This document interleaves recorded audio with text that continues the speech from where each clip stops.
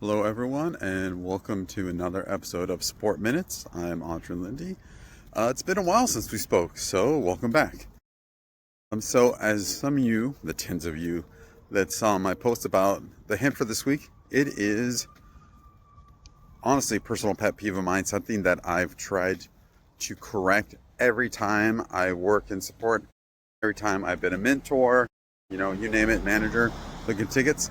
And it is the dreaded generic first response. So what is this generic first response? I think everyone's seen it. It is, "Hey client, thank you for your ticket. I'll respond back to it in a timely manner." So yeah, we've all seen that, and personally, I hate it. And I'm going to go into a couple reasons why I hate this kind of response. So first, a generic first response like this is showing zero effort on the support agent side. What this is doing is them either clicking a button for macro, or even in this day and age, it is making it look like a chatbot or something like that. Just did an auto respond. So what does this do? Let's think from the client's perspective. What is happening when a client sees this? One, they feel like they haven't reached out to a person. They feel like, oh, I'm down a dark hole. No one's going to pay attention to my ticket. Two, let's say a client actually took the time to create a thoughtful ticket for you.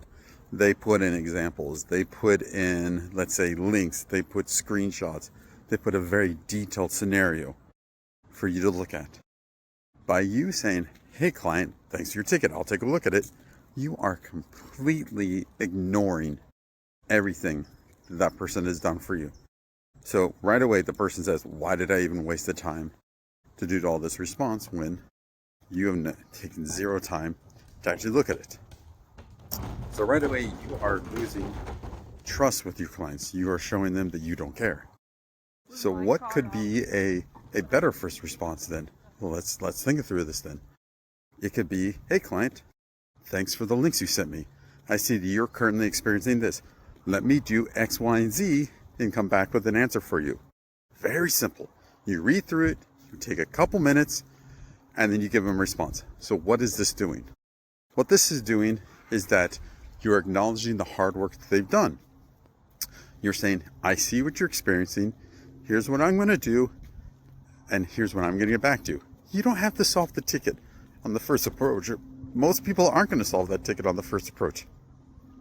But what you are doing is you are basically setting the expectation for the client that you see what they're doing, and now you're going to try to solve it.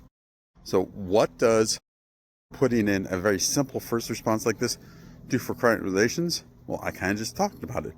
You are showing that you're listening to them. You're showing that your team is actually actively working the ticket, and it's an actual person that is writing this response instead of just an auto-generated reply. So then let's take this a step deeper then. Once you've got these tickets, once you've got all these things, then when you do your next follow-up to the client, bam, you pretty much have everything you need. You are ready for follow-up questions. You are ready for, "Hey, here's what I think is happening. Can you please try these things on your end?"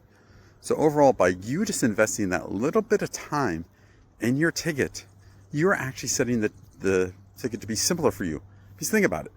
If your first response is saying, "Hey, I'm going to back to you," or "I've acknowledged it," you still have to do all this other work. You still have to then go back to the client, ask them all these follow-up questions, where instead, if you do all this legwork in the start, it's actually going to make the ticket shorter, and it's going to save the client time. Through all this, please do not do generic first responses.